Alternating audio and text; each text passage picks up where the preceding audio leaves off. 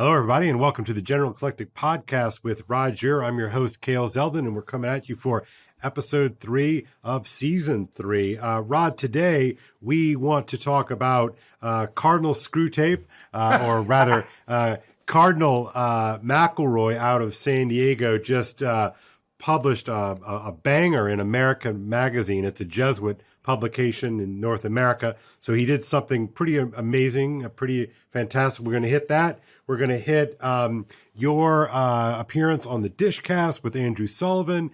And then we will finish up with a situation that is really quite remarkable and really quite disturbing coming out of our hometown, Baton Rouge, with a young woman who was killed, died, raped, awful things out in Tigerland. So anyway, we're going to hit all those things. But before we get into these sort of heavier, weightier, typical General Eclectic Podcast topics, you, my friend, were out and about on town running into some of our rabid fans, were you not? A rabid fan. I'm just coming back from having beers with some Spanish Catholics who happen to be in Budapest now for a conference. And one of them was a guy named Jorge Soli.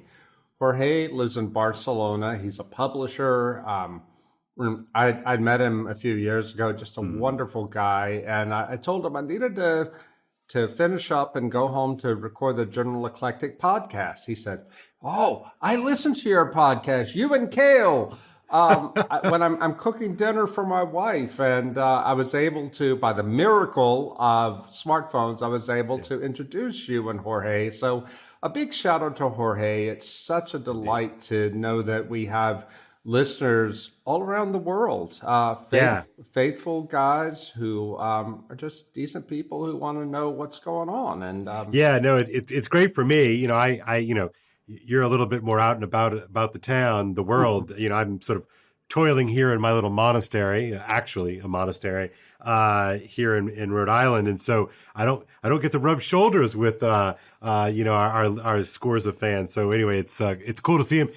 You should know, audience, that Rod FaceTimed me and I was able to say hello to Jorge in person. I think I shocked him a little bit there, Rod, since he tends to listen to the podcast. I think seeing me in all my glory was perhaps a little bit, was maybe a bridge too far. No, but you know what he told me? He said it was so great to see Kale, whose voice I know. And all kidding aside, it is such a delight to know that we're able to reach people and build a community, not only in the U.S., but around the world. And so thank you, Jorge, and thank you, everybody who listens.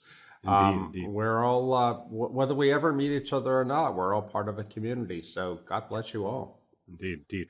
All right. Well, look, let's tack from something relatively pleasant and awesome to something that's honestly is pretty disturbing. I right before I went to bed last night, Rod, I tend to be an early to bed guy, but it was around 8-9 o'clock last night. I was doing what I usually do, is just sort of doing a quick scan of Twitter before I go to bed, which is sort of maybe not a good habit. But at any rate, yeah, I know. It's a bad habit. But at any rate, I was doing this and I saw that Cardinal McElroy, a West Coast cardinal and bishop, published a piece in America Magazine.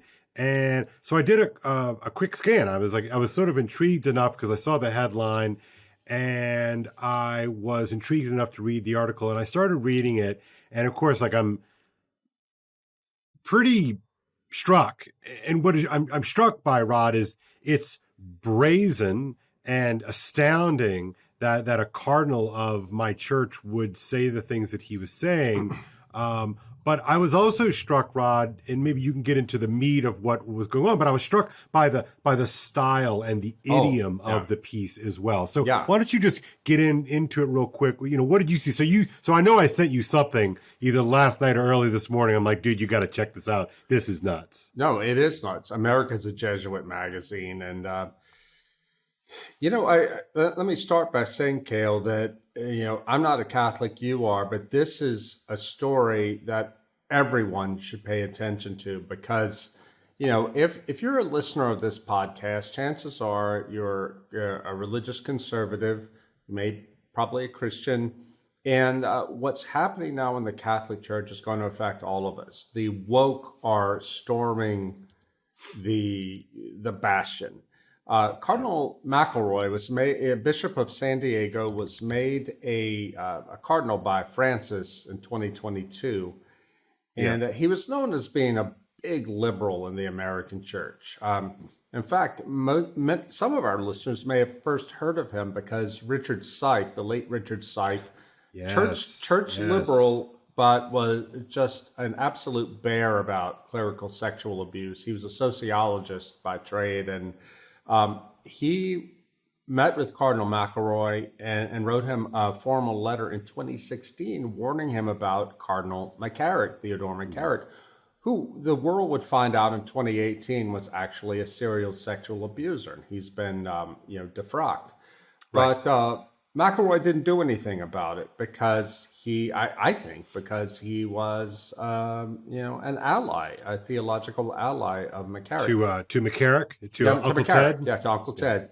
Yeah. Anyway, so this new essay in America, it's about the synodal process going on in the Catholic Church now, which seems to be a sort of ongoing new council of the church. I'm not quite sure exactly what's theologically where it stands, but it's something Pope Francis is called to just to consider where the church stands on this or that issue. Anyway, McElroy has this essay out, which is just breathtaking, and I encourage listeners to go read it for yourself because it'll blow your mind that a Catholic cardinal is saying these things.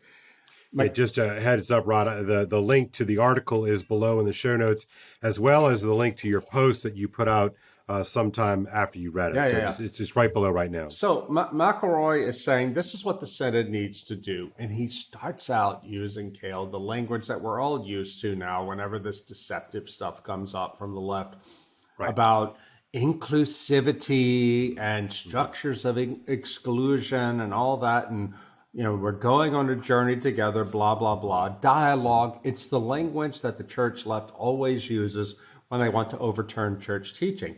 And they're using this to frame opposition to what they want to do, which is to say, to frame Orthodox Christianity in a hostile way, in a way that if you believe what the church has always taught, then you, in some sense, are a bigot, you're trying to exclude people, et cetera, et cetera. He goes on to talk about how using this flowery therapeutic language, which is heavily ideological. I think you said in perhaps it was on a tweet you sent, Kale, saying that this is the language of critical theory brought to the Catholic Church. Yeah. And he just kind of goes on and on about we've excluded so many people from the peripheries, blah, blah, blah. And then he gets to the bombshell, the real bombshell, which is he thinks that the Catholic Church needs to cast aside its teaching that homosexuality is sinful and embrace homosexuals because homosexuals who are unrepentant. Because this is what Jesus would do, because the church is a hospital for healing, et cetera, et cetera. It is a radical thing, but I don't think that a lot of people are going to see it as radical, if they even hear about it at all, because of the way the guy frames it. It's using the sort of language, the therapeutic language we've all gotten used to. Yeah, so what strikes me, and I'm gonna read a chunk that you quoted in the piece, but I think what people have to understand, and look, maybe people will get upset with us and get tired of us talking about things that are woke and all that, and honestly, at this stage of the game, I am not interested in doing the kind of throat clearing that I may have been inclined to do a year or 2 years ago about this. The ideology that is marching through all of our institutions. And as Rod has pointed out, Rod, as you're talking about, this is not just a Catholic thing. It is in nearly every institution that I can come up with off the top of my head. And, it all marches under the basic and fairly broad seeming banner of diversity, equity, and inclusion. Mm-hmm, mm-hmm. And what our audience has to understand is that those words don't mean what you and I think they mean, right? diversity, like, oh, okay, multiple points of view. Inclusion, oh, like be inclusive and include people that, and then equity. Oh, we should be equal and have everybody part of the gang, everybody be part of the gang. And who can object? Who can right? Who could object to to these, common sense measures and good natured senses? Well, look, if you actually read in deeply into this work, right, this sort of critical theory apparatus, you understand very quickly that they actually don't mean diversity. It doesn't mean inclusion, and it doesn't mean equity, not in any kind of common sense usage of those terms. Look, it's the same way that when Drag Queen Story Hour talks about family-friendly Drag Queen Story Hour, I mean, for people like you and me, we're like, family-friendly, like, this is ridiculous, right? But in their specific idiom, family is a word that they are sort of using and reworking and reframing. So it's not family like mom, dad, Bill, Sally, Lucy, and Jenny. It's your new fam, right? It's your fam that gets you. I see you. I get you, right? It's a basically a stretching and a twisting of the notion of family to include that which it isn't, right? And so Right. with diversity, equity, inclusion, all of these terms are basically, they actually mean the opposite of any sort of common sense way that we would use these words. So when Cardinal McElroy uses the word inclusion, it immediately set off my radar, right? And because it's not what he means. And this is sort of one of the things you quote in the piece. This is now, I'm quoting the Cardinal. It is important at this stage in the synodal process for the Catholic community in the United States to deepen our dialogue about these structures and cultures of exclusion for two reasons. The first is to continue to contribute to the universal discernment on these issues, recognizing that these same questions have surfaced in many nations of the world. The second reason is the recognition that since the call to synodality is a call to continuing conversion, notice the game, the word game there, reforming our own structures of exclusion will require a long pilgrimage of sustained prayer, reflection, dialogue, and action, all of which should begin now. Okay, then just quickly, and then I'll let you jump in on these things. Such a pilgrimage, notice the link, such a pilgrimage must be infused with an overpowering dedication to listen attentively to the Holy Spirit in a process of discernment, not political action. It must reflect the reality that we are part of a universal and hierarchical church that is bound together on a journey of faith and communion. Now, the sort of the sliminess of this, I mean, how does this? Oh my God! Help me out.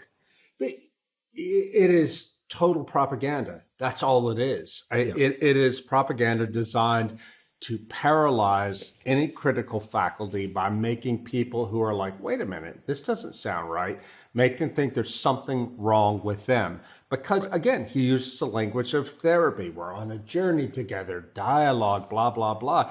People who, from the Protestant churches that have liberalized, people who are trying to fight for the Orthodox, small o Orthodox faith, they know what's happening here. They've heard that dialogue was just, it wasn't really meant as let's have an open conversation. It was a strategy, or rather a tactic, to disarm people until the left gets control over the institution, at which point dialogue stops because the Holy Spirit has spoken. Kale, dialogue seems to always magically produce an intended and decidedly progressive outcome almost every time. Boy, it's like it bats 1,000, Rod. Yeah, it's amazing that way. And what puts this in a certain relief, Kale, is over the past couple of days, I've gotten emails from Methodists in the United States who every Methodist individual congregation is undergoing a discernment process right now about whether or not to stay with the United Methodist Church. The United Methodist Church is splitting over LGBT issues. And there are some who are going with LGBTQ. It's Q, important. yeah, whatever. The T and the Q are, well, not to be a nudge about this, but the T and the Q are really the end goal here. Yeah. Anyway, and so some churches, big churches, have individual congregations have been leaving the United Methodist Church. The people I've been hearing from come from parishes, or we call them parishes, but congregations who are in the process of discerning now, and the stuff they're telling me is just breathtaking. They say that within the processes in their own churches, the progressives who want to stick with the United Methodist Church are accusing them of hatred, of bigotry, of being backwards. Yep. And we have evolved now, they say. The society has evolved, et cetera, et cetera, et cetera. And the thing that jumps out at me about what I'm hearing from Methodists is that the sense that I'm sure a lot of Catholics feel that, these are people, a lot of people who go to church, they just want to go to church. They're not interested in theological back and forth about sexuality or church politics, but they are being bamboozled by this. And when they are told by progressive activists within the church, that if you disagree with us, if you question this, that means that you are probably a backwards bigot. They're silenced, or they're ashamed of what they believe, that the fact that they believed what the church has always taught, they're suddenly ashamed of it. And now here you have in the Catholic Church a cardinal, not just anybody, a cardinal appointed by Pope Francis, saying that people who believe that what the Catholic Church still today, for the time being, teaches as is official truth, saying that those people are backwards and wrong, and the church teaching has to change to make what has been considered sinful since the very beginning of the church, and what is so clearly sinful in Scripture must change. Oh my God, this is apocalyptic. And I don't think I'm being too strong there. No, I don't think you are. People are like, yes, Kale, of course. Yeah. How many cardinals do you think there are in the world, Rod? I have no idea. Maybe 180? Not even. So there are about 125 to 130 cardinals in the world right now. Okay. Sitting atop multiple millions of Catholics throughout the world, right? These are important men. They're consequential men. And one would think that in order to sort of become a cardinal, that it would require some nod in the general direction of a shared creedal reality. Fidelity to the deposit of the faith. Correct. We might even call that a kind of communion. And I'm fascinated that so much of McElroy's career, especially in the last 5 years or so, it's always about communion for the divorced and remarried, communion for those in irregular relationships. And he talks about communion as being some kind of, I don't know, sort of magic potion. It's a magic pill that heals us. All right, this is an important point, and I beg the indulgence of our non-Catholic listeners who happen to be Christian to understand why this is important. Yeah. McElroy talks in his essay, quoting Pope Francis, saying that communion is medicine for the sick, that the church is a field hospital. Mm-hmm. And, I can agree with that. That the church, right. I can get down with that. Exactly. No, I actually can. But here's the thing. Communion under Catholic teaching, and also in my church, the Orthodox Church, you're not supposed to receive communion unless you're properly disposed to receive it, meaning that you've been to confession, you are in a state of grace, which means simply that you have gone to confession and confessed your serious sins, and you are sincerely intending to repent. It's not to say you're perfect. It's just simply saying that, Lord, you've admitted to the Lord that I'm sorry that I've sinned. I want to do better. That's all that's required. But what McElroy is saying is, no, that's too much. Everybody needs to get communion, as if it were a sort of magic pill that heals us, absent our participation through repentance. one is almost tempted, Rod, to suggest that the good cardinal doesn't believe that the Eucharist is real. Yeah. And what I mean by that is that we Eucharistic Christians believe that the bread and wine are transformed at the liturgy, right? And so that it is not just a kind of a cool thing that we do. It is not just a sort of a cool symbol, like, oh, cool, we're like eating the bread and wine like the Last Supper. We root ourselves in the hard teachings found in the Gospel of John, in which Jesus goes on at length talking about that unless you eat the body and blood of Christ, unless you eat my body and blood, you will not be with me in heaven. And of course, in that moment, I believe, if it's been a while since I've read it, a couple of years, but I believe that it is described in the Gospel of John that a third of his disciples leave the fold at that moment when he is teaching on the Eucharist. Well, which certainly suggests to you and I, as Eucharistic Christians, that it's no joke. No, in fact, St. Paul says in his first letter to the Corinthians that if you receive the body and blood unworthily, if you're not taking it seriously, you do this to your own condemnation. You profane yourself and you profane the Lord, right? And this is a significant. It's serious, and bringing it down to a practical level. I remember when I became an adult Christian. I became a Catholic.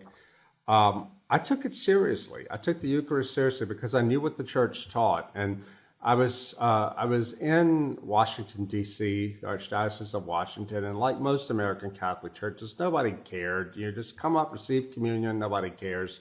Yep. But I cared because I knew what the Church taught, and I knew that if I received the communion without repentance via confession, that it was a bad thing. It was sacrilege.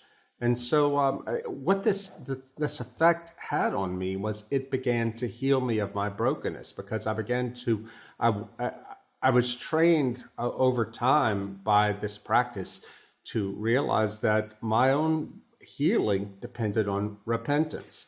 Well, sorry just to jump in here, but yes, absolutely. Your healing depends upon repentance, but even more sort of scaled out and more substantial for me on that individual level, but that what I do matters, right?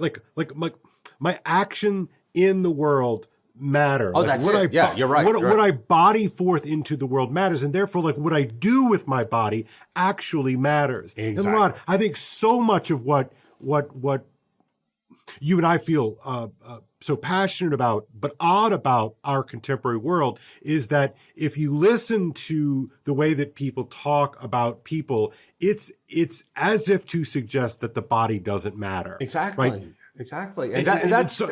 That's Cardinal McElroy. That's what he's saying. He's treating the Eucharist, the most precious gift that the Church has, as if it were a right for people to receive. And when he talks about healing, that everyone has a right to this healing, what are we being healed from? He believes, according to this essay, he believes that there is no such thing as sexual sin. If you sin, if you violate the Church's teachings on sexuality, no big deal. Go take the Eucharist. What does it mean to say that the Eucharist heals you when you don't believe you have a wound in the first place? Right. And one of the things you and I were talking about, this is maybe a couple of weeks ago, but so much of what, we have found as in our attempts to practice our faith, right, as sometimes difficult as it may be, is that there is a profound and perhaps paradoxical power in submission, right? That obey,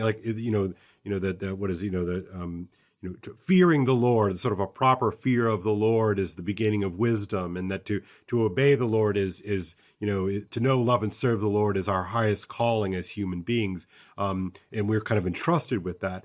So I want to read just two more chunks from the piece, because I think that this is what really struck me about just how detached this essay is from what you and I would call the basic deposit of faith. I mean, like what you and I are talking about, these are sort of not denominational issues. These are foundational issues. He says this, it will be objected that the church cannot accept such a notion of radical inclusion because the exclusion of divorced and remarried and LGBT persons from the Eucharist flows from the moral tradition in the church that all sexual sins are grave matter.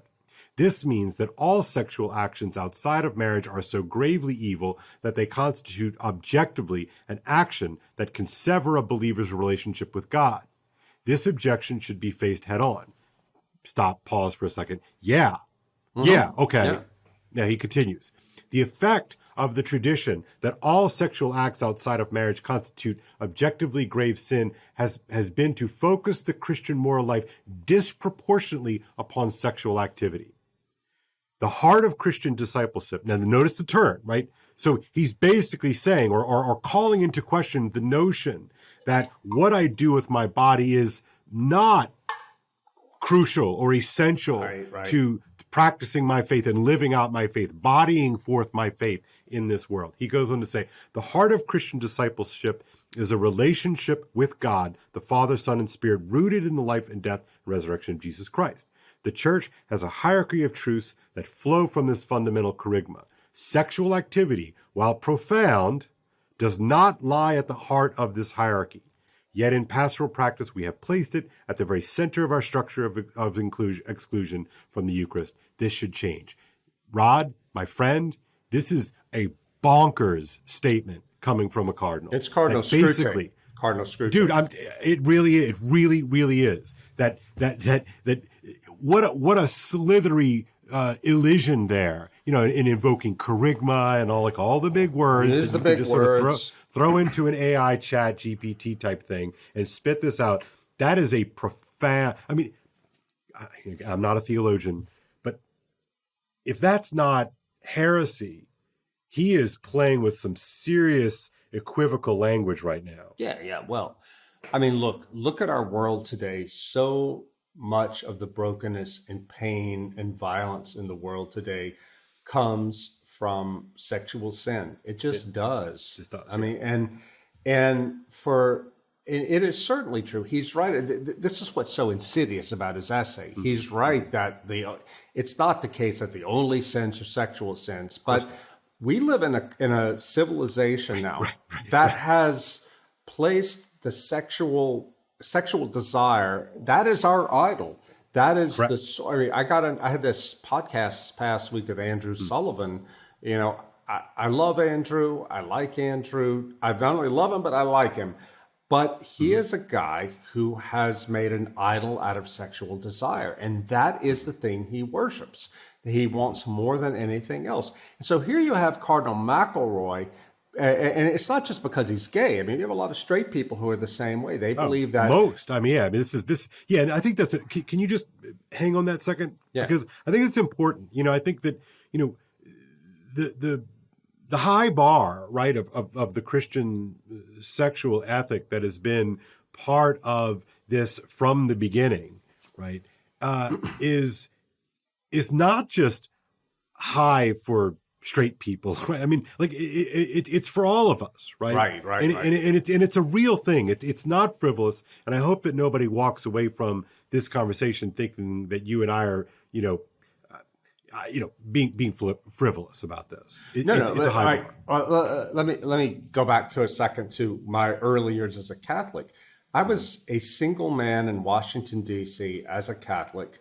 I didn't have many Catholic friends. I had to walk the path of repentance and chastity as a Catholic, and it was hard. It was not fun, but I didn't see why I was doing it. I did it solely out of obedience because I felt like I would be a fraud if I didn't do this. And I had lived before my conversion. I had lived a life of sexual freedom and had really screwed my life up because of it. I only found out years later that what God was doing in me through that life of chastity, through learning how to discipline my passion. A passion, it's not an evil passion, but it was evilly expressed in me outside of marriage. I learned that it prepared me. Learning to discipline that prepared me for marriage. and it was a good thing. But now you have Cardinal McElroy in an effort to be inclusive and all that, and to appeal to the zeitgeist, appeal to the spirit of our age. It's trying to leave not only gay people but straight people who need to be truly healed and need the help of the church to be holy and to be made whole again in Christ. He's just tossing them under the bus, and it is so profoundly evil. And yet, people aren't going to see it as that because he uses so brilliantly and wickedly the language of therapy and inclusion, and lets love is love and da da da da da da. Yeah, so I wonder, Rod, sort of, I hear the therapeutic language that you're talking about. I also hear a kind of a little bit something slightly different and slightly sinister, which is the language of critical theory. How do you score this at home? I mean, you're like again, you're not a Roman Catholic. You're kind of from the outside. You're looking in and you're watching this thing unfold. And you and I have talked about this exact same pattern happening, in all the various denominations and in all the various institutions. It got married to woke capital and all those sorts of things.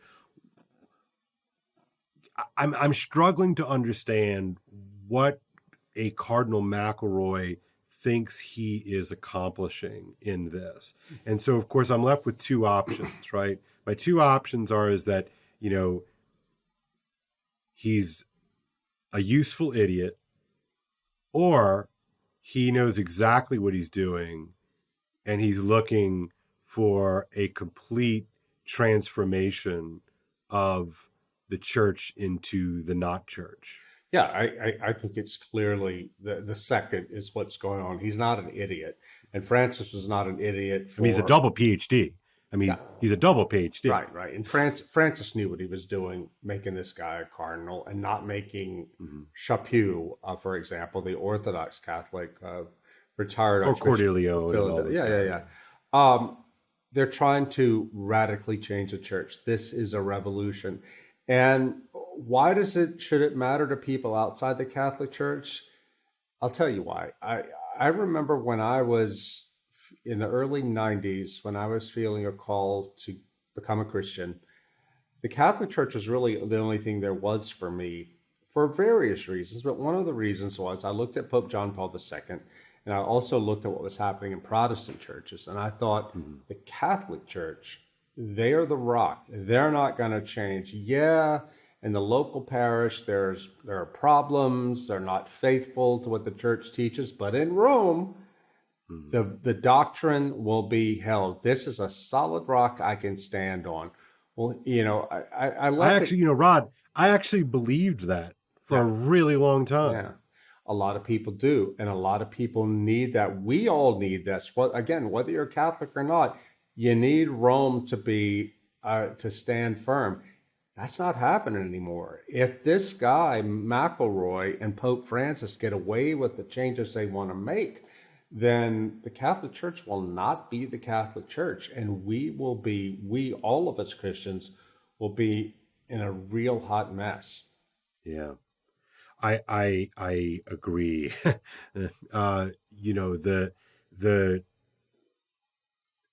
Look, Rod, Jesuits have been Jesuiting for a really long time, right? It's an internet meme of, Jesuit dirty tricks, and, it's an internet meme, and we're sort of actually, kind of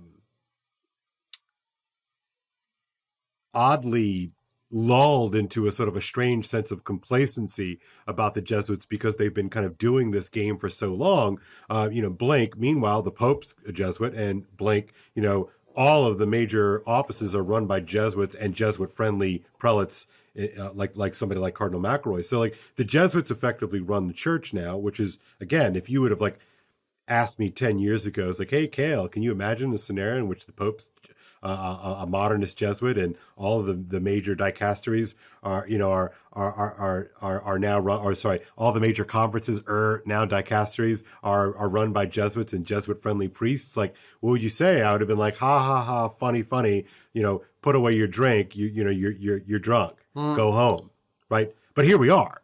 Yeah, and now you begin to see what Pope Benedict meant when he wrote that letter to Vladimir Palko in 2015, saying the powers of the Antichrist are getting stronger and stronger.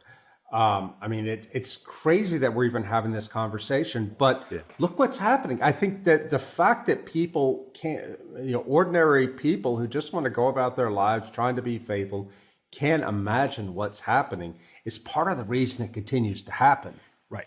You know what it reminded me of? I think it was this morning, maybe it was yesterday morning, but you on one of your blog posts in the last day or two, you put a picture of the yard sign, right? The in yard this sign. house we believe. It's the in this house we believe thing, and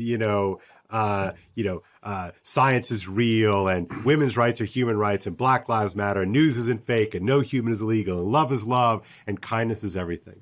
Okay, like we've all, if you've been online, you've seen this kind of thing, and you've seen it, and you've chuckled, perhaps appropriately, and not cried, perhaps inappropriately. But as you point out in that post, you could buy that at Walmart. Walmart, yes. Walmart.com. Okay, so just to, I know we're in this all the time, and so we kind of get worn down because we're so used to sort of the madness. But I think what is so striking to me is we are told over and over and over again, Kale, Rod, stop overreacting. There's, this is how about this for a line? You're going to love this one. We've had our temple to Apollo for 1,000 years. We've always had our temple to Apollo, and we're always going to have our temple to Apollo, says the Stooge in 365. Yeah. AD. It's so reminiscent to me of that. Of the and fall you know what of it Rome. also reminds? Yeah, and you know what it also reminds me of? It's like, how many times did you get mocked by the winsome Christian crowd and all the various denominations in your book about the Benedict option, and then again in Live Not by Lies? Oh, Rod, come on. It's not that bad. Not that bad. Stop it. Why are you always being political, Rod? Why are you doing this?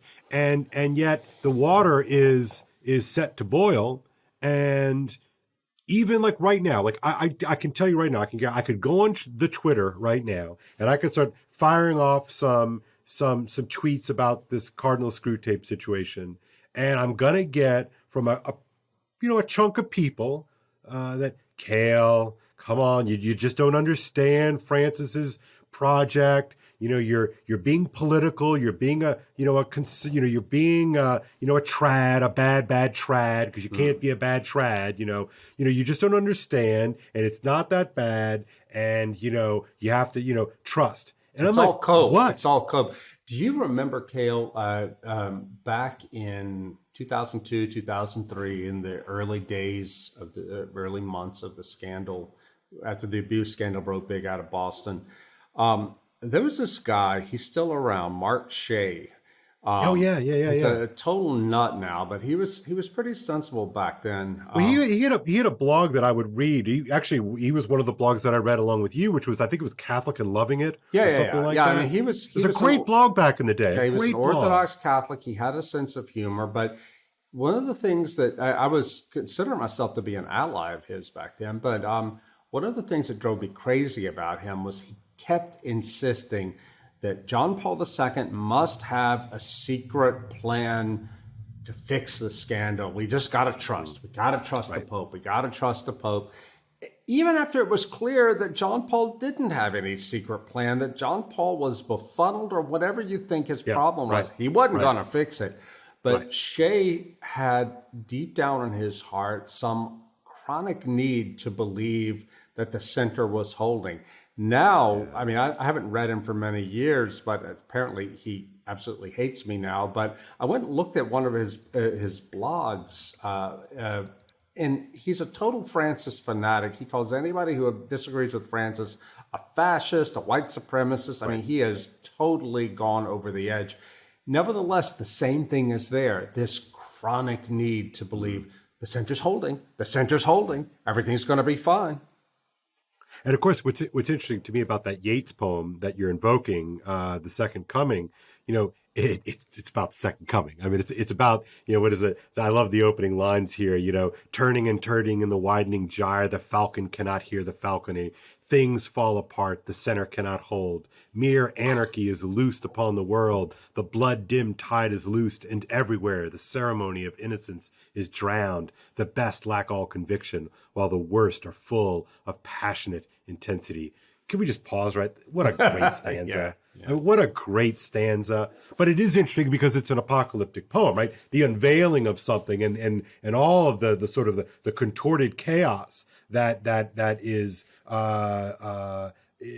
occurring, like as something is about to be ripped open, the veil ripped, these kinds of things. How can we not think that this is where we are, that we're in the midst of an apocalypse? Yeah, well, you cannot think it because it's too scary.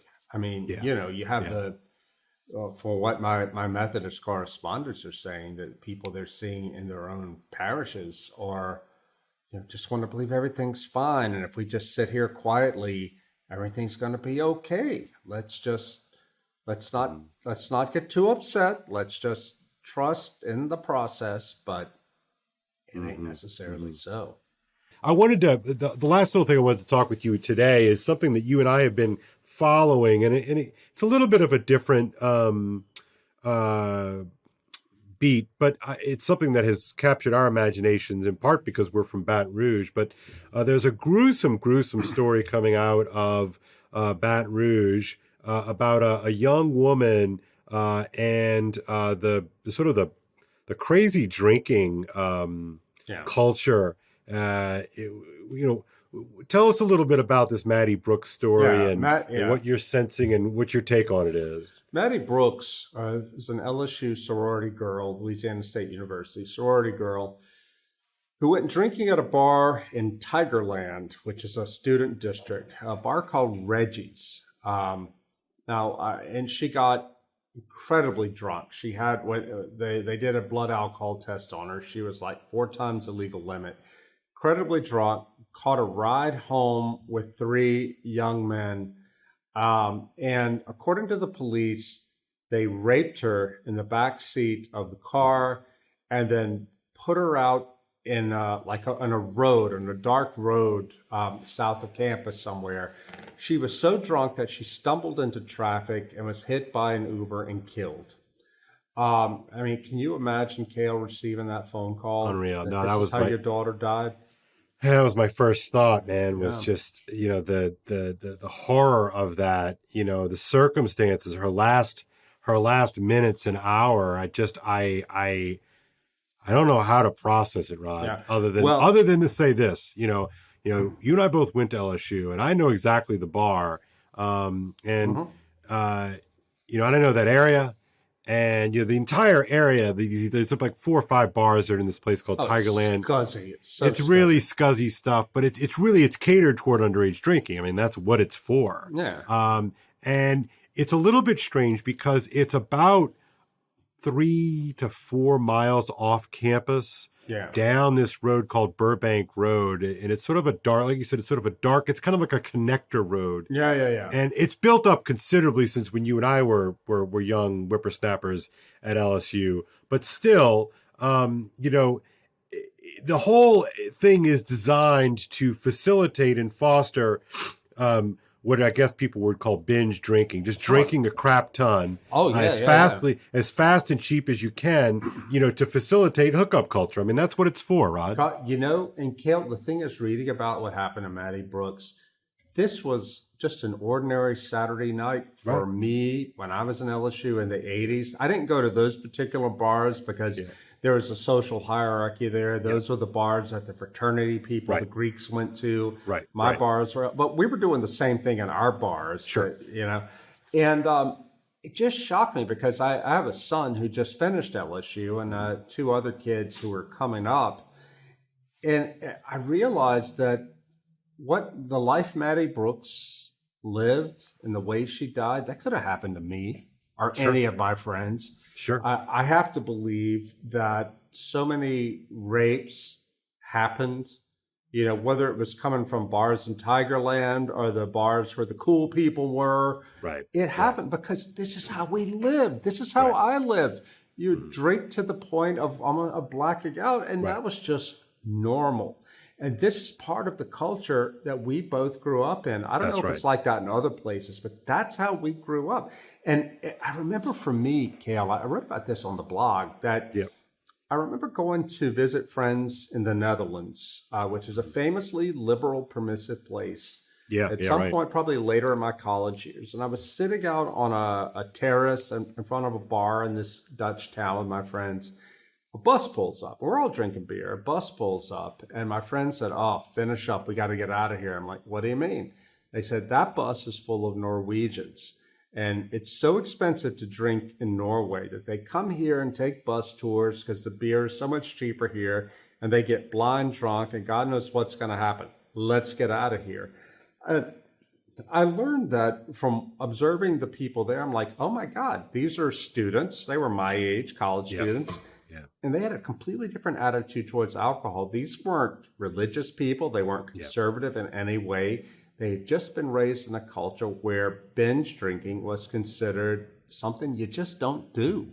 And it was a shock to me because I began to realize that binge drinking is really an Anglo-Saxon, Northern European thing.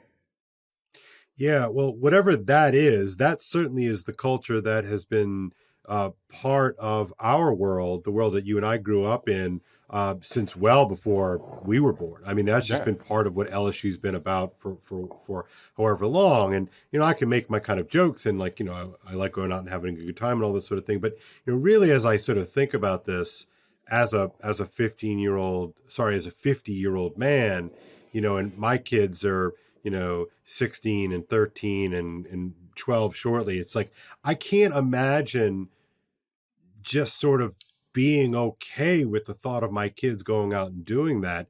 And I mean, look, I'm not naive. I know I did stupid stuff. You did stupid stuff, but there is a sort of an ambient surrounding culture that is a kind of a wink and a nod and a ha ha ha. And we move right along. Oh, dude, I got wasted. And it was kind of shocking at the, I'm a few years older than you, but now that you're a parent, it's the most cliched thing in the world, but it's like, what the hell were we doing? But this goes, but Rod, my point here is even more than that, right? That there's a sort of surrounding adult culture that is clearly okay with it. Yeah. I mean, they sort of, do this number and do this number and do this number. What of our listeners? Close your ears, close your eyes, close your mouth. And hear no evil, see no evil, speak no evil. Right. Because it's considered you're sowing your wild oats. And right. And so, okay, so sowing your wild oats, right? Now, we can break down that image. You and I both know what that image actually is. It's rather disgusting, honestly. I don't want to be, sort of the resident prude here, but sowing your oats is code for like crazy sexual abandon. All right, let me tell you what happened to me. When I went off to LSU as a college freshman, fall of '85, my father gave me a sack full of condoms with a nudge and a wink, and so like, be careful. Wow. And I wasn't even religious, but I was embarrassed by that. I'm like, you shouldn't be doing that. You're my dad. Right. But he would have never in a million years done that for my sister when she went off to college. Yeah. Well, the double standard, that old sort of Southern double standard was a thing. But okay, this is sort of part to my point. I was looking into the story about the young woman who died. And, she's from like went to a private school in Covington. Scholastica. She was a Catholic schoolgirl and all that sort of stuff. And you can make all your Catholic school jokes all you want, but you get my point, right? They were like an upper middle class, family, like a classic LSU Greek family, right? Covington, Greek as in Louisiana, upper middle, haute bourgeoisie. Right. But this is how the Greeks behave there, not just the Greeks. I don't want to just crack on them, but I remember when I was in LSU in the 80s, everybody drank to excess, or nearly everybody. That was the culture. But the Greeks, that is the fraternities and the sororities, they had a special culture of that. And that was part of the attraction of it. I remember, going to a course. few Rush parties. I never intended to they would never have accepted me anyway, but it just, the only thing attractive about any of that as an incoming freshman was that, man, you can get really wasted and they're girls. Yeah, right. Yeah, I mean, look, my brother was in Greek life at LSU. I was a nerd. But nerd is not really quite it. I was sort of like I was arrogant, and I was arrogant enough to know that the Greek thing was dumb. You were a GDI. I was, yeah, much to my brother's chagrin. But I was sort of defiant about it. Even though literally every one of my friends from high school, that I went to LSU with, every one of them rushed to their parties, and I went to a couple of parties, and they're all my friends and they're my guys. But I just couldn't wrap my head around it. Even then, like, I just knew that this thing was weird and dumb. Like, and again, it was later on that I understood this in sort of a properly moral framework. But I just thought it was unseemly. Like, and again, and I didn't mean it morally, Rod. You know what I mean? Like, when I'm an 18-year-old boy, I'm sort of like, come on, guys, you guys are a bunch of tools. Okay, yeah, but this is a really interesting thing, because I think you and I were probably, even though we didn't know each other in college, you came after I did, we're on the same wavelength. It wasn't that I had any objection to binge drinking. I did it myself, but I did it in the Bayou Bar. Yeah, right. Chives, the Gator, where the more of the hipsters were. Yeah, right. It was just so naked among the Greeks. It's like, here we are to be middle to upper middle class people, getting drunk, getting laid, and having a great time. And I mean, and again, I'm not trying to hold myself out and my people out as anything better than that. Our objection was aesthetic. It wasn't moral. It was right. I think that's a good way to put it, because I just remember, and again, like, there is a whole variety of Greeks. I mean, there are young men and young women who are in the Greek system who are good people, and they're not these, but there were the crazier ones, as you know, and there were the looser sororities and all that sort of stuff. And they all had their various reputations. But I just remember thinking, like, okay, so you're going to carry on for like 2.5 to 3.5 years of your college life like a complete animal. Like, honestly, like rutting and screwing and binge drinking and throwing up and carrying on like a freaking animal. House. Like, it really was the idiom. It was the idiom. It was the model that they aspired to, was to be this, right? And then you're gonna go to law school and become a lawyer, and you're gonna marry your Greek sweetheart, and then she's gonna go from that to being like in the junior league. And I couldn't handle it. I couldn't handle the aesthetics of it. But that's how it gets perpetuated, right? I'm not going to say anything about Maddie Brooks' family. Those poor people. I hope. It's awful. It's awful. Look, it's hard not to be weird like me. I mean, sorry, it's hard to be, it's so much easier just like, look, this is your culture. Like, this is what you do. Your daughter goes to LSU. You rush a sorority. You have those cool pics. You go to football games. You do the whole thing. But the seedy underbelly of it is she's binge drinking. She's having lots of crazy sex. Yeah. She's smoking drugs. Who knows what the hell she's up to. And some people don't escape that. And sadly, tragically, Maddie didn't escape that. Yeah. They found marijuana, THC. Yeah, of course. Blood. I mean, like, it's so sad. It is. It's awful. It's really awful. It's not only sad, but it makes me angry, and it makes me angry in a way that I know that implicates me and the culture I had at LSU. Because if I had heard 50-year-olds Rod and Kale when I was in the 80s in LSU, I'd have been like, oh, shut up. Shut up. But you live a while. And you have kids, I have kids. You've raised these kids from little bitty babies, and you've watched them struggle. You watch them learn how to read. You watch them learn how to walk. Hey, man, I know. All of these things, and you've nurtured them, and you want the best for them. And to think that your beautiful blonde daughter goes off to LSU, pledges a sorority, but gets hooked up in this, binge drinking bullshit fraternity bar, and gets taken advantage of by these 3 creeps, may they rot in hell, and dies in a road, raped, hit by a car. There's something that just it's cries to heaven for vengeance somehow. Yeah, no, it does, Rod. You and I always go back here, but I go to Dante, and it's like, is there anything more disgusting than a peddler of flesh, right? The idea of a pimp. I always comment this to my kids when I teach the book. It's a sick culture when the word pimp becomes synonymous with cool, right? But when we think about the reality of what a pimp is, all right, what happens? I mean, what frustrates me about a culture that doesn't know what we're for, right? But we sure as hell know how to pimp out our children. Yeah. And the implication to me is that you have a culture, and it's not just South Louisiana, it's in other places too. Perhaps it's a little bit more pronounced and ha ha ha, ironic and funny, Mardi Gras, yay type thing. Laissez les bon temps rouler. But at the bottom, at the end of it is like we have pimped our children out. And I don't know why. I don't know what that's for. Like, why are we doing this? And it reminds me of Louise Perry's book, right? Because, I'm sure a lot of, sort of like MAGA wearing, folks, who send their kids to LSU and vote conservative and all that kind of stuff, have no problem with the seedy underbelly that is the reality of the world we're talking about. Right. And I know I'm all over the place here, but like with the whole Louise Perry thing, the tie-in is that what's Louise Perry's book, the title? So Louise Perry is the sexual revolution. Oh, I got it right here. It's the case against the sexual revolution. Yeah, that's it. The case against the sexual revolution is that this is the downstream implications of a world that doesn't know what it's for. And so because, your dad gave you a big sack of condoms, and I'm sure, and we give our kids the pill and all these sort of things, and we just like, well, nothing really bad can happen. Well, guess what? Well, and this is ultimately the result of what Cardinal McElroy is preaching. That Amen. In the end, sexual expression, the church is too hard ass about it. Now, to be fair, the culture I grew up in and you grew up in, the Catholic Church took a hard line on that. It didn't make a difference to us.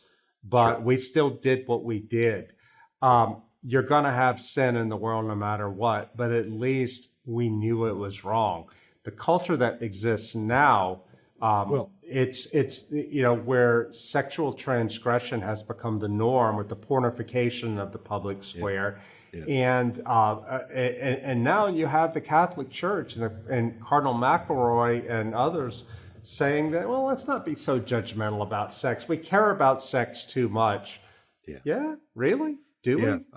Right. See, right. That's exactly my argument is that actually we don't care enough about it. We pretend that, it's just friction, like two bodies rubbing up against each other, NBD, no big deal, whatevs, get over it, prude Kale, prude Rod. And it's like, no, I mean, it really, like what we do with our body. I mean, this is, again, a lesson that I root for me. It's rooted in Dante is that, what we do with our bodies matters. Like we are image bearing realities that matter. And, it's just so frustrating to me, Rod, to think that we set our children up for this kind of, the maw of the sexual revolution. Yeah. And we pretend that everything's going to be just fine because we've got condoms and pills. Yeah. Well, you see, this is the thing too, that my dad, God rest his soul, I mean, he was a good man in many ways, but he was also the product of this culture, the Southern culture. He wasn't a baby boomer. He was before the boomers. He wasn't part of the sexual revolution, but he just thought it was normal. He was a guy from the 50s that young bucks are going to go to LSU and sow their wild oats, and you will have fun with loose girls, but then you'll marry a virgin. That's actually, it sounds like a cartoon. A cliche. But you're exactly right. That's how they all thought. That's how they thought. That's right. And but think about how dehumanizing that model is. Yeah, for your sons. Right, for your sons. And like those loose women, like those are people too. Those are people's So you're just going to sort of unleash your son to like, go mow down a few, young women, until you find one that, you'll not do that with. Like it's completely bonkers and nuts. Yeah, it really is. And unconscious, right? I think what strikes me about the whole thing, and I'm sorry for getting worked up about this, but it's something I'm pretty passionate about. It's like it's all so unconscious, and we just kind of have this film, this veneer over it, like, oh, everything's fine. It's sort of part of this cope thing that we were talking about earlier. And the point I hope people take away from this is that as awful as what happened to Maddie Brooks is, this is not something that is of the 21st century. This was something that could have easily happened in the 1980s when I was in college, because stuff like that did happen. Yeah. Girls, guys would get just blind drunk, go home with, you didn't know who you were going home with. Yeah. You woke up the next morning, made the walk of shame back to your dorm. Yep. And this was just part of the college experience. You didn't know. If you knew it was wrong, and most people had in some sense an idea that it was wrong, hence the walk of shame, but it was such a peccadillo, such a minor sin. This is just part of life. It's part of life. I got a question for you, and maybe this is right. This is just what you do. This is sort of maybe the last question, and we should wrap it up here because we've ranted on too much, my friend. I tell you what. Why do you think, or maybe this is something we can chew on, and maybe people can leave comments in the video here. Why do you think that we've been able to avoid? Actually, I can't even say it out loud because I recognize the inadequacy of the question, but I'll say it. Why do you think that we have been able to collectively avoid looking at the costs that we have incurred with the unleashing of sort of these particular spirits, the spirits of the sexual revolution, and because this is an old thing now, Rod. You know, it's older than us, actually. I think, Kale, because the general narrative that we all accept is a narrative of capital P, progress. Right. That to be a free person is to be freed from religion, from traditional morality. You have to be free to be happy, and being happy is the thing that matters. If your sexual desire makes you happy, who's to say that's wrong? And I think this is a sort of thing. This is why so many, more or less conservative people in the churches are surrendering to the ideology now that says that sex and your sexual identity and your sexual desire is at the core of who you are, not part of who you are, but who you are. Because this narrative has been it's propagandized to us everywhere all the time. And this is the thing when I got Go ahead. I was just going to say what's fascinating to me, coming from the relatively conservative world that you and I grew up in and come out of, and in some weird small little ways still sort of exists, certainly much more so than like the world that I live in up here in New England. When did the sexual revolution become an accepted bourgeois norm? Like, it really is rather remarkable as I think about this. And is this something that is entirely fueled by technologies? Gosh, I don't know, man. I think that it's really difficult for you and I at our age to imagine what ubiquitous hardcore pornography has done to this younger generation. I mean, you teach them in the classroom, you'd know better than I, but there's just no sense. Well, it's the pornography, it's the pop culture, it's the music, it's the it's not just pornography. I mean, it's pornography too, for sure, and that is certainly ubiquitous. But it's like it's more than that, right? It's like this sort of this.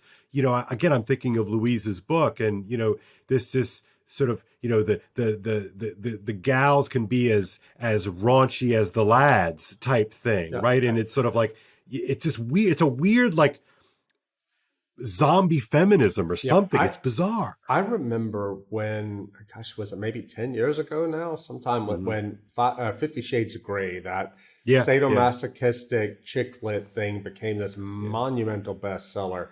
Over a decade ago, 12 years ago. I remember reading stories about it, and I could not, with excerpts, I could not believe that this crap was being mainstreamed into moms. Moms were reading this. Right. It was the mainstreaming of extremely graphic and violent, transgressive sex. And I think in the end, parents, people of our generation, if you immerse yourself in this stuff and you somehow think it's not going to affect your kids, boy, you're wrong, because you yourself become numb to it. And when your kids are exposed to it, you have numbed the natural protective instinct that you should have as a parent. And I can Right. remember there was a kid I grew up with whose parent who was he was raised by very permissive parents, and I remember the story about his parents where, well, they were sexually active before they were married, and they were kind of wild, and they felt guilty and didn't want to discipline their kids.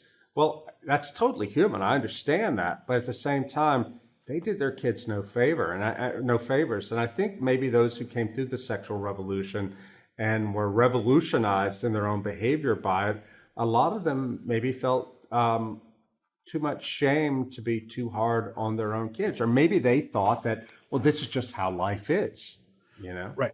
Or you realize Sex in the City is 25 years ago.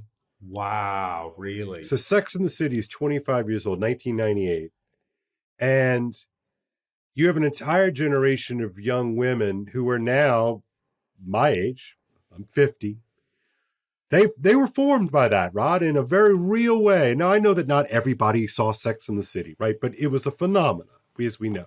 And the whole premise of the show is that women can be as disgusting and promiscuous and predatorial as men. And I wonder if, again, these are we made all these, we took all these things and we've been taking them for 25, 35, 45, 55 years. And we have sort of skipped out on costs for a really long time. And I'm just struck, with all the swirling stuff that we see going on around us. And this is the kind of stuff that you and I have been talking about on today's episode, but really in a lot of the stuff we've been talking about in the show. And it's like, man, it really feels like, and sounds mean, but it really feels like that, the chickens are coming home to roost. Like it nemesis. Really does, man. It's nemesis.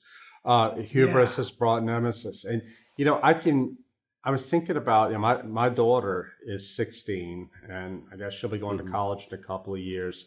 And I'm going to have that conversation with her. Sure. Like, do not do what Maddie Brooks did. Do not go to the bar and get liquored up and all that.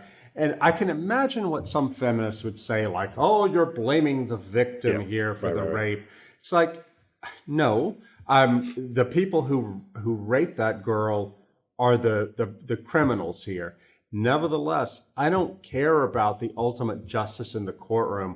I want my daughter, to get home unraped, whole, and safe.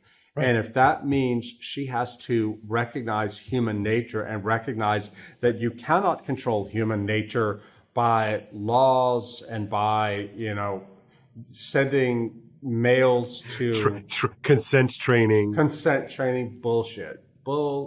Sorry. Yeah. But it's not real, right? No, right. It's It's refusing to look reality in the face. Yeah. And as our friend of the show, Alex Cushetta, often says, it's it just keeps seeming like reality has a right-wing basis or right-wing bias. It just keeps happening, that conservative, reality has a sort of a conservative bias. And I think it's true. And, man, it's a real wake-up call because we both, my daughter's just a year younger than yours. And, I've got, my kids beyond that. But no, it's real. And we got to face it. Hopefully, it's a tragedy, but you have to learn from it, and it'll be interesting to see what the conversation's like, back home and even in our environment, in the wake of this awful. Well, I'll probably go write something about this, Kale, that, I'm happy. Lord knows I love nothing more than, shaking my biblical prophet finger, long bony finger at the contemporary culture. But the fact that you and I both agree that what happened to Maddie Brooks could have happened when we were in college, that tells us the problem is a lot deeper than that. Yeah. And it happened in Louisiana. I can remember, Kale, I know we're running out of time. I'll wrap this up very quickly, but when I saw Mad Men, the show Mad Men, I was holy cow, that with all the smoking and the drinking, that was my parents' generation. They weren't rich. These are working class people, but good Lord, the alcohol. And it was normal. My dad, like everybody else's dad, he taught me and my little sister when we were like 5, 6 years old how to make his toddy for him. It was just that's right. And, That's right. and he was no different than anybody else. Mad Men came from somewhere. Yeah. And thank God that doesn't exist anymore. But there's somehow that this deep sense of hedonism, that this is somehow an acceptable part of life. And if you don't agree with it, you must be some sort of weirdo church person. Well, my instinct here, and I haven't fleshed this out, but I'll try it out with you, and maybe we can close on this. My instinct, though, is that binge drinking, as it has evolved in the past 3 generations, I believe that it is connected to the meaning crisis. I believe that it is connected to the fact that we do not know what we are for. And so we're left then to sort of piece together some kind of experience, right? Hooked up to what we were talking about last week, that, that the only thing we're left with is, experiences. And that's just such thin gruel, my friend. It's just not enough. I wish I could philosophize. I'll tell you what I was for from 1985 to 1989 when I was in college. I was for drowning any the morbid self-consciousness and any moral scruple I had, using alcohol to drown it so I could get laid. That's exactly right. No, and again, I'm not saying that I was beyond or above any of that. I'm fully acknowledging that, but that is born out of an inability to, an improperly formed impulse into the sort of the transition from childhood to adulthood, and we've sort of murkied up this whole swath of, and it's deadly. It's deadly. It is, and I'm realizing as we're talking about this that nobody ever talked to me about sex, sexuality in any Christian way or any way at all. My dad's idea took me aside when he heard that me and my little friends in 5th grade, I guess, talking about Playboy magazine. Yeah, right. Took me aside and said, well, if you have any questions, I'm here for you. And I didn't have any questions. I was learning from Playboy and the playground what sex was. And I realized we had zero sexual formation, because our parents' generation was afraid to talk about it. And the answer, I don't think, is let school talk about it. Anything that you could have learned about sex from sex ed at school, we already knew. It ain't that hard. Right. But what we didn't know was how to deal with it morally, how to think about it morally, how to think about our bodies, not only relation to God and the faith, but just in terms of a healthy sense of morality. Nobody talked about that. We just didn't. No, I think that's right. And there's a tremendous body of work, right? That would aid in assisting our understanding of this, but we just don't seem to be interested in it because it runs against the idol of the age, which is the more freedom all the time. Just keep hitting the freedom button. Yeah, and now we liberal have this, hard, liberal often. Yeah, and now we have Cardinal Screwtape, who would certainly never in a million years endorse what happened to Maddie Brooks, but the ideology that he's backing into ultimately does. Yeah, it does. Because what has always struck me because what has always struck me about your conversion story is that, as much as you fought against the notion of having to sort of become a chaste, right, as sort of part of your faith commitments, like there was, in some sense, there's a kind of relief that something meant something. Yeah. Something was so profound that I had to even sort of put the proverbial cork in this. Exactly. Right? That I needed to pump the brakes. Thank you and for now, saying that. But I'm serious. But like Cardinal McElroy is sort of saying like, Rod, it's irregular. But I mean, come on, we're obsessing about sex. And of course you're sitting there thinking like, actually I'm kind of obsessed with sex, good Cardinal. Like, what are you talking about? Yeah. But that's part of the good news, right? Is that there is freedom in that is counterintuitive, but way more sustaining. Exactly. And when I was recording Andrew Sullivan's podcast last night, I just totally blanked on all this because I realized that for me, I don't think there's any argument to be had anymore. Maybe I'm wrong about this, but for so long, I've realized that there's no good faith argument to be had about the goodness of Christian teaching on sex. I think it's all about obedience. Folks like Andrew, for all their virtues, they don't want to hear it. There's no argument that's going to convince them because it's not about the mind, it's about the heart. And so when I'm asked by Andrew this question that seemed like it was 10 years old about how can you say, you know, I wish I had something to say here, but it's just like, you're not willing to obey. This is what the Bible says. This is what the church teaches. And he just wasn't willing to hear that. But if I'd come up with the best possible argument, propositional argument, it wouldn't have mattered because his heart is not willing to follow. Right. And then this is where you learned, you know, through the forge, so to speak, that, you know, the formation of fasting, you know, the formation that, you know, what this does to the person is that you're capable of things that you didn't think you were capable of doing before. Right. And what is better news than that, Rod? I mean, that you're actually capable of conquering yourself. Like, that's huge. You know, I read somewhere, Kale, that if you read Dante, the greater sins are sins of the intellect under Dante. The minor sins are the sins of the appetite. But in the Eastern Orthodox conception, it's just the other way around. Their idea, and I think from my own experience this is true, is that the sins of the appetite are greater because if you can't conquer those, it will distort the sins of the intellect. Interesting. And that might be something to talk about on another time. Yeah, that's cool. That's cool. And I think there might be some sort of interplay between those two things. I always thought that Are you there? Dante's taxonomy. Yeah, I'm here. I always thought that Dante's taxonomy went both ways. But anyway, all right. Well, look, we have prattled on, my friend. This is a lengthy show. We have. Why don't you do our thing? Well, don't get nothing on you, Kale. Please. All right, I brother. beg you. Don't go to Reggie's bar. Don't get nothing on you. And I'll see you next week. All right, brother. Take care. All right, bye.